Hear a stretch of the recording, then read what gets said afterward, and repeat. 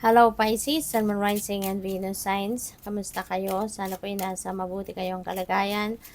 Welcome back po sa Star Tarot at kung bago kayo rito, welcome din po kayo. Please subscribe, like, share my videos, and leave me a comment kung nakaresonate kayo.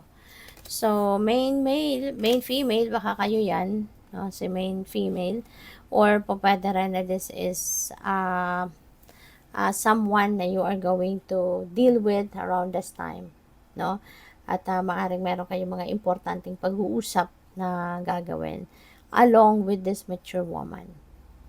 Baka si mature woman, ano to, pwedeng manager mo to sa trabaho, pwede rin na isa siyang abogado, no? Isang doktor, ganyan. Na maybe kukonsultahin mo, or pwede rin na grandma mo to, baka lola mo to, pwedeng nanay mo to, pwedeng mother-in-law mo, no? Depende sa inyong sitwasyon, but you will be dealing with this person as well sa ngayon. Baka silang dalawa, no, ang kakausapin mo, baka kayong tatlo, pwede rin na kayong tatlo, no? Baka mayroong kailangang ayusin between the three of you. So, pwedeng ganyan ang ganap dito sa inyo. We have privileged lady. Si privileged lady, this signifies abundance and prosperity. No? So, pwedeng meron dadating dito ng mga financial blessings, material blessings sa inyo sa ngayon. This could be the start of you receiving the inflow of abundance and prosperity. Pwede rin na kung meron kayong, baka meron din kayong anak na, 'di ba? Na siguro adult na din, no? Pero yung bang nasa early adulthood pa lang siya. Pwedeng pwedeng independent ng taong ito. You know? Pwedeng independent na siya, baka nakatira na siya sa sarili niyang bahay, sarili niyang condo, sarili niyang apartment, ganyan. And siguro for the longest time, hindi mo to nakikita, no? Kaya, pwede na yung taong ito, yung anak mong ito is going to pay you a visit. At yun, baka yun ang baka meron kayong pagtitipon, pag-uusapan ng pamilya ninyo along with this kid. No? Pwedeng ganyan ang ganap. So, good luck.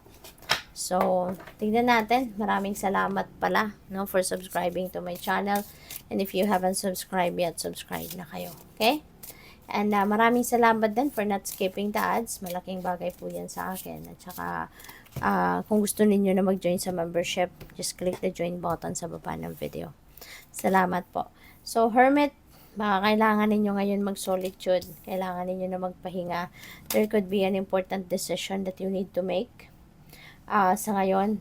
Kaya siguro meron kayong mga pag-uusap, importanteng mga pag-uusap na gagawin.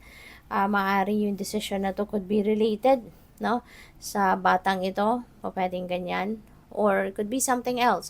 Baka ibang klase, baka ibang pwede rin na ibang bagay, no? So depende kasi kung sino to si mature woman sa buhay ninyo. So, pwedeng sa trabaho yan, na kailangan pag-usapan, or kailangan pag-desisyonan, or pwedeng sa pamilya. 'Di ba? Kaya, kailangan ninyo na mag-isip muna, no? Bigyan mo yung sarili mo ng time na makapag-solitude ka, para mas makapag-isip ka ng mabuti, mapakinggan mo yung sarili mo, yung soul mo, yung intuition mo, para makapag-desisyon ka ng tama, at mahanap mo yung tamang direction dito, para hindi mo pagsisihan kung ano man ang magiging stand mo sa mga pag-uusap na ito. And siguro gugustuhin mo din makipag-usap ka, no, sa mga professionals. Maybe magpapa-advise ka, pwedeng legal advice yan, pwedeng professional advice yan na gusto mong kunin para magkaroon ka ng iba pang idea, 'di ba? Magkaroon ka ng clarity about legalities, no? Yung ganyan, para sigurado ka, alam mo kung ano talaga yung inyong desisyong gagawin, para magkaroon ka ng clear direction of kung anong direction, anong klaseng desisyon ang gagawin mo rito. Okay? So, justice will be served sa'yo kung mayroon kang ipinaglalaban dito na alam mong karapatan mo yan, alam mong deserve mo yan, entitled ka dyan, maaring yan ang ipinaglalaban mo sa ngayon. So, kung ganyan man, maaring nasa korte na siguro kung ano man itong pinaglalaban mo, justice will be served. Yung desisyon ng korte will be in your favor. Or kung ang pinaglalaban mo, kunyari, sa trabaho mo, 'di ba? Sa kumpanya or kung ano mang institusyon, no? So, yung magiging desisyon nila also will be in your favor kasi mapapatunayan, 'di ba? Na yan talaga ay entitlement mo, no? Para talaga sa iyo yan, kaya ibibigay nila yan sa iyo. Okay? So, yun. Kaya, sige lang, ano ka lang, laban lang, hindi ba? Kung ano kasi yung deserve mo, kung ano yung para sa'yo, talagang ibibigay yan sa'yo, mapupunta yan sa'yo. So, decisions, no? Maraming decision making talaga ang kailangan mong gawin. So, kung ano man ang dahilan ng mga bagay na yan, kasi hindi lang iisa, siguro ang kailangan mong pagdesisyonan sa ngayon, yun, kailangan mo talaga na mag-isip. Okay? Kailangan mo talaga na tanungin ang sarili mo. Go deep within you. And see what your soul will tell you. What your intuition will tell you. Okay? Kasi po pwede rin na pwedeng may travel din dito na kinoconsider ang iba sa inyo. Maybe you're also making a decision, choosing saan ako pupunta.